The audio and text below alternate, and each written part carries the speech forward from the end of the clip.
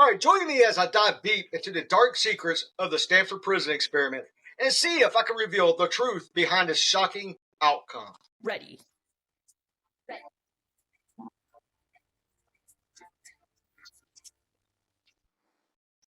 All right, the Stanford Prison Experiment is one of the most infamous psychological studies of all times. It was for good reason. It was conducted in 1971 by the Stanford University professor Philip Zimbardo.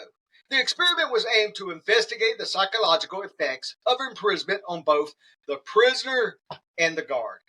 That was supposed to be a 2-week study. It turned to a shocking display of human behavior, and today it remains a controversial topic in the field of psychology. Now, the Stanford Prison Experiment, a group of healthy male college students were randomly assigned to play the roles of either the prisoner or the guard in a simulated prison environment. What ensued was a series of disturbing events that pushed the boundaries of the human morality. The guards were given almost absolute power over the prisoners. They began to exert their dominance in brutal ways, while the prisoner became increasingly submissive and depressed. As the experiments progressed, the lines between the reality and the simulated prison environment began to be a blur. Now, guards started to take the rules too seriously, enforcing arbitrary rules and punishing the prisoners for minor infractions. Now, meanwhile, the prisoners became more and more desperate, trying to find ways to escape or resist the capture. The power dynamics at play were staggering, and it's a chilling to think about how quickly the situation escalated. Now, the psychological issue that arose during this experiment were multifaceted. The prisoner experienced extreme stress, anxiety, and depression, while the guards began to show signs of sadism or authority.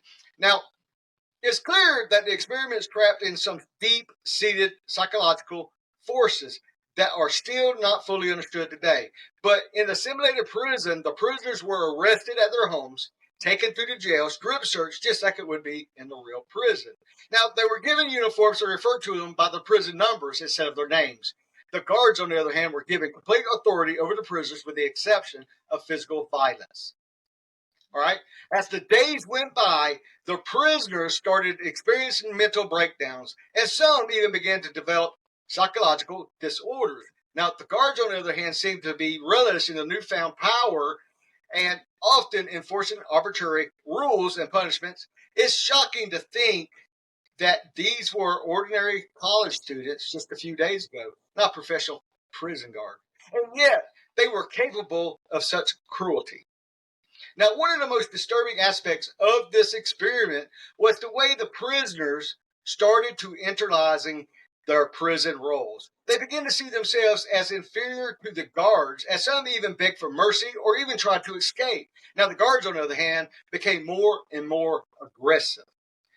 The experiment was eventually terminated after 6 days. Only 6 days they made it.